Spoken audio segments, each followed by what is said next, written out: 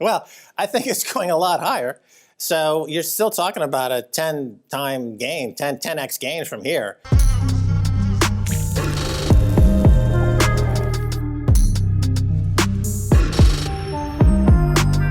What is going on, fellow traders? Welcome back to the Traveling Trader. Happy Wednesday to you guys. If this is the first time on the channel and you like what you see, go ahead and leave it a thumbs up. Well, leave it a thumbs up even if it's not your first time. But if it is your first time, go ahead and subscribe to the channel if you like what you see. Let us get right into it. So I wanted to talk about Bitcoin's price, obviously, but I also wanted to touch on something that Max Keiser said. For those of you who don't know who Max Keiser is, he's sort of an independent financial journalist. He has worked for RT, he's worked for Al Jazeera, but he's been one of the biggest proponents of cryptocurrency since the early days. And he recently appeared on TV. Do people watch TV anymore? He recently appeared on a web show and gave his thoughts as to why Bitcoin still has a long way to go in terms of price. And no, it is not based on technical analysis. It's actually based on some sound reasoning, and we'll go over that in the video. We'll actually watch a video and I'll give you my reaction to it. But first, let's go over the cryptocurrency report, and I will leave the traditional markets for the end. Looking at cryptocurrency, we're down about $5 billion in market cap. Not really too much to remark in terms of the top altcoins, except for Monero is still up about 15% over the last week. Bitcoin, obviously not an altcoin, is up 17% over the last week.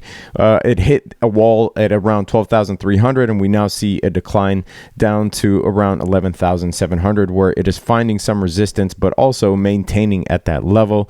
Tezos up 12.5% over the last week. It did drop off a bit, and then Decred rounding off the top 30 at 17% over the last week. Looking at Bitcoin, we see that again it is holding here. This is on the daily chart. It is holding this level, this resistance level, for the third day in a row, which is good. It's around the 0.236 fib level, a little bit above. The RSI is trending up, the MACD is trending up, but as I was saying, if you look at the 4-hour, what I don't like is that we do see a lot of profit taking here in the form of sell-offs, right? As soon as Bitcoin hits a pivotal resistance level, we are seeing some red volume. But that is just in the short term. One way to assess volume flow long term is to look at something like the OBV. Looking at the OBV, it is trending upwards gradually, and we don't see many drop-offs. So this measures the volume flow over a long period of time as opposed to looking at individual bars. Looking at the weekly, you see that Bitcoin is holding this level that it's been at for a long time now. 1, 2, 3, 4, 5, 6, 7 weeks at this resistance level, and it spent ironically 7 weeks back here at the beginning of 2018 trying to break through that level, and it couldn't. So hopefully we don't get rejected hard. On the weekly, the MACD and the RSI are trending upwards. You tend to see the RSI bounce from these levels. So I mean it is looking promising, and looking at the volume, it's been obviously we've been gradually increasing on the OBV since February 2019. A lot of people have told me that that the volume is just not there compared to the volume that we were doing back at the end of 2017, this anomalous period here. And yeah, of course, because we had a massive run up. We went from 10K to 20K in in 2 weeks. But the volume flow is at similar levels though. So it is relative. And if you want to know the levels at which I'm tracking Bitcoin for exits and entries and how I'm potentially swing trading this, sign up to the Trade Alerts. Link is in the description. That'll put you in touch with our premium trading group, where we discuss strategies and trades. And yes, there are stock trade alerts as well for the diamond traders and above. For the rest of 2019, I do believe that we will eventually break this resistance level. I don't think this will be the last roadblock for Bitcoin. I do think we'll eventually break it. However, as I've stated multiple times, I think it's in the cards for Bitcoin to eventually retrace to at least the 21 EMA, this white line, at some point. We're not fortune tellers. I can't tell you whether it's this week or in 4 weeks, but it's something that you watch out for. See, when you're trading, you want to pay attention to levels and not necessarily timeframes. Everyone wants to know, when is this going to moon or when is this going to crash?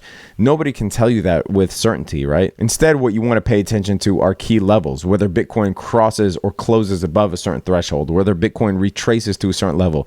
What what would your plan be at that point? And not necessarily timing. When you enter the markets, you should already take it as an assumption or a guarantee that playing the markets is a long game and not something that you should look to in order to fulfill your overnight retirement dreams. All right, let's get right into this Max Keiser thing. So here's the interview I was talking about with Max Keiser, and he outlines why he thinks Bitcoin will exponentially gain over time. And he's definitely not a moon boy, and he's not a technical analyst, but he is a financial analyst and a financial journalist, and he's been an advocate of cryptocurrency since as far back as I can remember him being on TV. I believe he even has his own cryptocurrency. So without further ado, let's get right into it, and I'll react to it.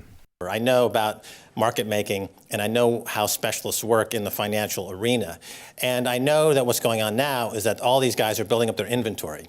They need an inventory. They need a basis for Bitcoin that's relatively low going forward. They're going to ramp this all the way up to a much higher price before they launch these futures products. Then you're going to see volatility, but from a much higher level.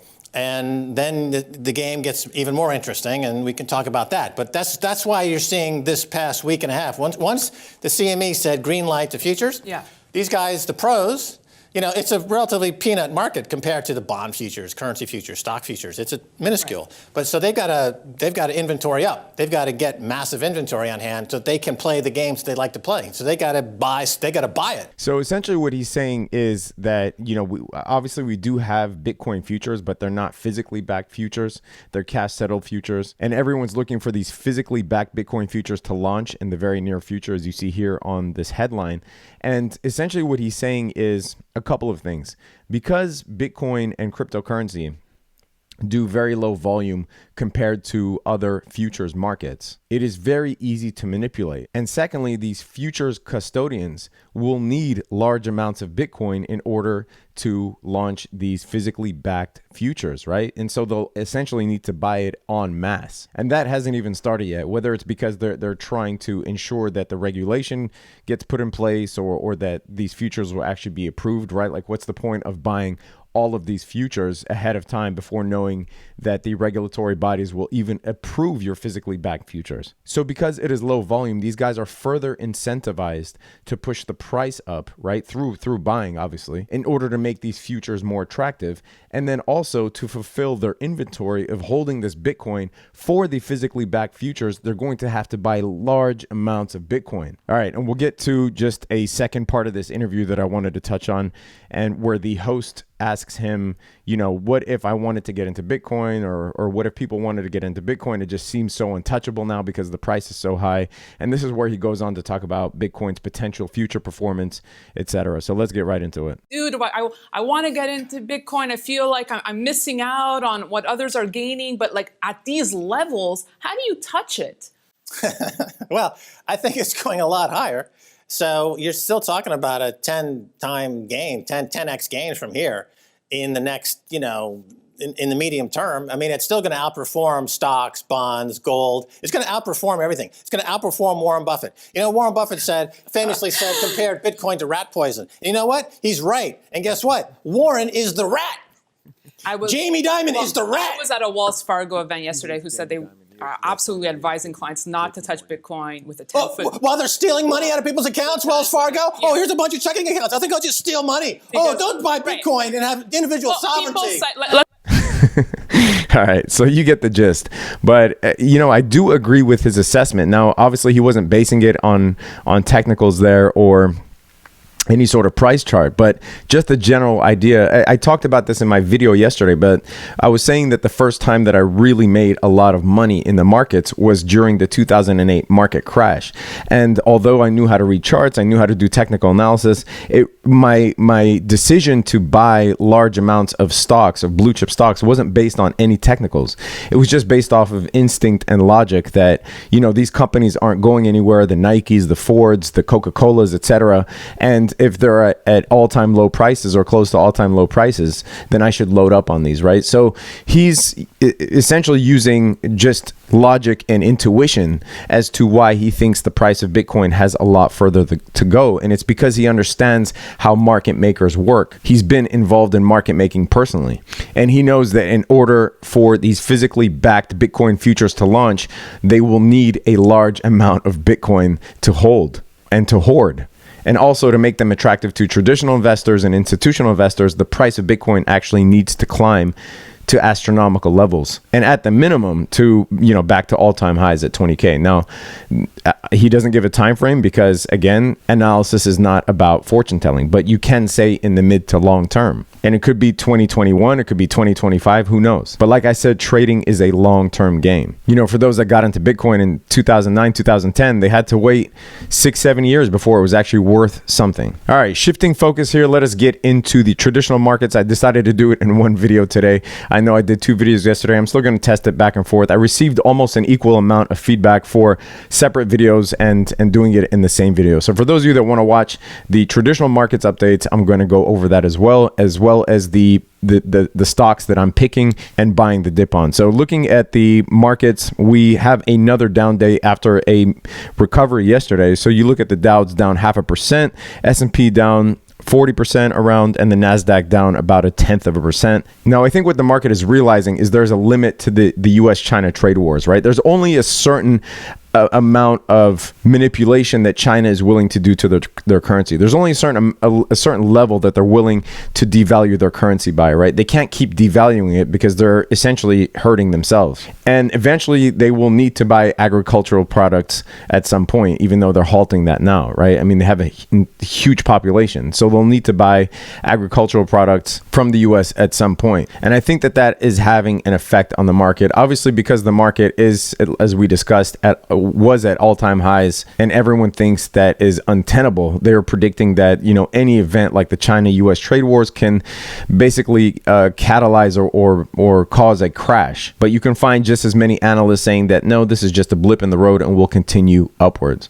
All right, so what stocks am I looking at? I'm definitely looking at the SPY. This is the ETF that follows the S&P 500, coming from oversold levels on the RSI, and we're now bouncing off of the same support level at around 282. I did think that we might touch the 200 MA, and we still might, but I'm looking to scale in at these levels. Looking at gold, our gold entry is killing it at this point.